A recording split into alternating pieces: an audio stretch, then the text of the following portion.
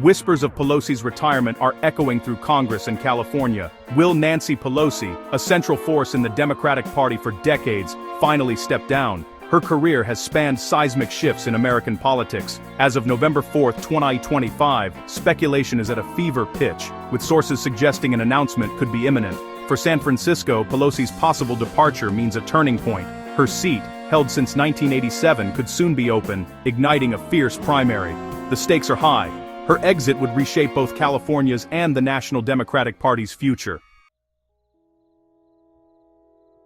To truly grasp the weight and significance of these rumors swirling around Washington, it's essential to understand the remarkable journey and influence of Nancy Pelosi, a figure whose name has become synonymous with American political power and controversy. Pelosi's career is nothing short of monumental. She's not just a politician, she's a trailblazer who has shaped the course of modern American politics, often standing at the center of the nation's most heated debates and historic moments. Born in 1940 into a prominent political family in Baltimore, Maryland, Nancy Patricia D'Alessandro was surrounded by public service from the very beginning. Her father, Thomas D'Alessandro Jr., served as both a U.S. congressman and the mayor of Baltimore, instilling in her a deep understanding of politics and community leadership. After marrying Paul Pelosi, she moved across the country to San Francisco, where she balanced raising 5 children with a growing passion for civic engagement. Her early years in California were marked by grassroots activism and a commitment to her local community, laying the groundwork for her future in public office. By the 1980s, Pelosi had become a formidable force in California Democratic politics. Her organizational skills and relentless drive propelled her to win a seat in Congress in 1987, representing San Francisco's 5th district. This victory marked the beginning of a new era, both for her and for the Democratic Party. In 2007, Pelosi shattered a historic glass ceiling by becoming the first woman ever elected Speaker of the House. This achievement was not just symbolic, it gave her the power to set the legislative agenda and steer the direction of the country during pivotal years. Under her leadership, the House passed landmark legislation, including the Affordable Care Act, which expanded healthcare to millions of Americans. She also presided over 2 impeachment proceedings against President Donald Trump, cementing her reputation as a fearless and strategic leader, willing to take on the toughest political battles. Pelosi's leadership style is legendary, firm, disciplined, and demanding unity from her caucus. She's known for her behind-the-scenes negotiations, her ability to count votes, and her insistence on party discipline, all of which have shaped the Democratic agenda for more than 2 decades. To her supporters, Pelosi is a hero who has advanced progressive causes and stood up to powerful adversaries. To her critics, she's a polarizing figure, emblematic of establishment politics. But regardless of perspective, her impact on Congress and the nation is undeniable. Now, as rumors of her potential departure swirl, the stakes couldn't be higher. Her exit would mark a seismic shift, not just for the Democratic Party, but for the entire country, leaving a legacy that will be debated for generations to come. Why now? After nearly 40 years in Congress, why would Pelosi step away? At 85, the demands of public office are immense, and her recent step down from House leadership marked a clear transition. Some insiders say her mission is complete, having passed the torch to a new generation. The timing, coinciding with California's Proposition 50, suggests a strategic exit, possibly after one last major victory. Her spokesperson remains non-committal, fueling speculation and keeping all options open. This ambiguity ensures Pelosi controls the narrative to the very end. The political world waits for her next move.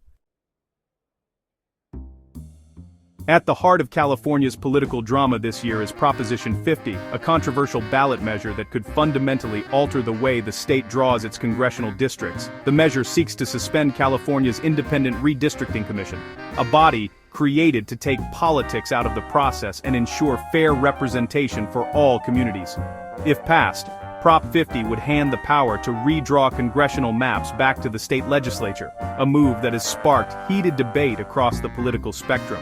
Supporters argue that elected officials, not unelected commissioners, should have the final say in how districts are shaped, while critics warn it could open the door to partisan gerrymandering and undermine voter trust. At the center of this battle stands Nancy Pelosi, the longtime Democratic leader and one of California's most influential political figures. Pelosi has thrown her considerable weight behind the Yes on 50 campaign, making passionate public appeals and rallying her party's base. She insists that Prop 50 will create fairer, more competitive districts that better reflect California's diverse population. Pelosi argues that strengthening California's voice in Washington is more important than ever, especially as national politics grow increasingly polarized. She believes that with new, more representative districts, California can send a stronger, more unified delegation to Congress, amplifying the state's influence on critical issues like climate change, immigration, and healthcare. For Democrats, Prop 50 represents a rare opportunity to flip key House seats that have long been out of reach, potentially securing a lasting majority in Congress. The stakes are high, and both parties are pouring resources into the fight, knowing that the outcome could tip the balance of power in Washington for years to come. Pelosi's leadership, strategic vision, and legendary fundraising abilities have made her the undisputed face of the campaign. For many, this battle is about more than just redistricting. It's about Pelosi's legacy. Allies say she's determined to leave her mark on California politics one last time, ensuring her party's future and cementing her reputation as a master political strategist. If Proposition 50 passes, it will be seen as a crowning achievement for Pelosi, allowing her to declare victory after decades of service. The passage would not only reshape California's political landscape, but also send shockwaves through the national political scene. Many speculate that a win could pave the way for Pelosi to announce her retirement, stepping down at the height of her influence and on her own terms. It would be a dramatic and fitting conclusion to a storied career. For Pelosi, this could be the final chapter, a moment to reflect on decades of leadership, legislative victories, and the indelible impact she's had on American politics. The outcome of Proposition 50 could reshape not just California, but the entire House of Representatives, influencing the direction of the country for years to come. Redistricting is one of the most powerful tools in American politics, shaping who holds power in Congress. California's independent commission was meant to end partisan gerrymandering, but Democrats argue the current map unfairly favors Republicans. Prop 50 would let the Democrat-controlled legislature redraw the map, potentially flipping several seats in the 2026 midterms. Opponents call it a blatant power grab, warning it undermines voter-approved reforms. Still, in deep blue California, Prop 50 is likely to pass. For Pelosi, a win would cement her legacy as a party architect. The stakes couldn't be higher for the balance of power in Washington. Even before the latest rumors, the race for Pelosi's seat was heating up. State Senator Scott Wiener, a well-known San Francisco lawmaker, has officially entered the Democratic primary. He's joined by Saikat Chakrabarty, a progressive activist and former chief of staff, to Alexandria Ocasio-Cortez. Wiener represents the pragmatic, establishment wing, Chakrabarty, the revolutionary left. Their campaigns guarantee a spirited debate over the districts and the party's future. As Pelosi's plans remain unclear, these candidates are already building support. The battle for San Francisco's voice in Congress has begun.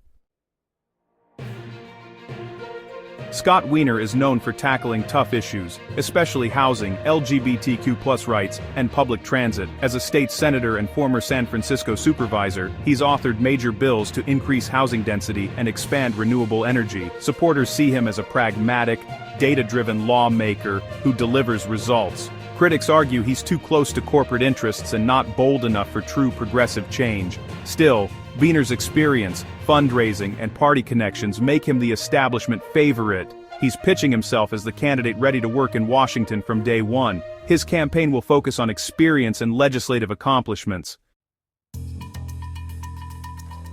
Saikat Chakrabarty brings a different energy to the political stage, one that fuses the relentless drive of Silicon Valley with the idealism of grassroots activism. He's not your typical candidate, and his journey is anything but conventional. Raised in a family that valued education and public service, Chakrabarty's early years were shaped by a deep curiosity about how systems work and how they can be changed for the better. After graduating from Harvard, he made his mark as a tech entrepreneur, working at companies like Stripe and co-founding several startups. But it was his leap from the world of technology to the front lines of political activism that set him apart.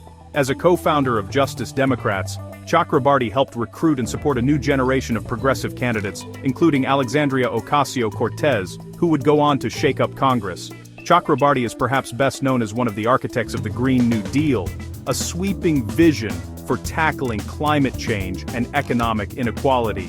He believes that bold, transformative policies are not just possible, but necessary to address the scale of the crises facing America today. He champions policies like Medicare for all, a wealth tax on the ultra-rich, and a federal jobs guarantee. For Chakrabarti, these aren't just talking points, they're essential steps toward building a fairer, more sustainable society. He's unafraid to challenge the status quo, arguing that incremental reforms simply aren't enough.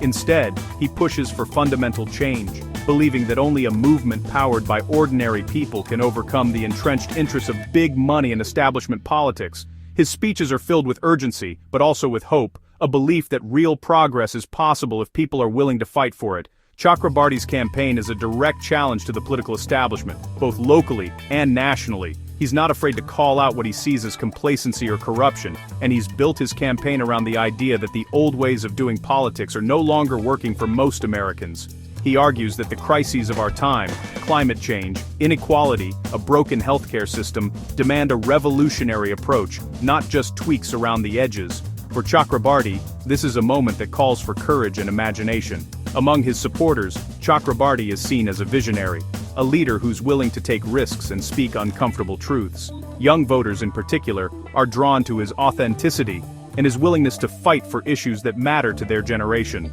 But not everyone is convinced.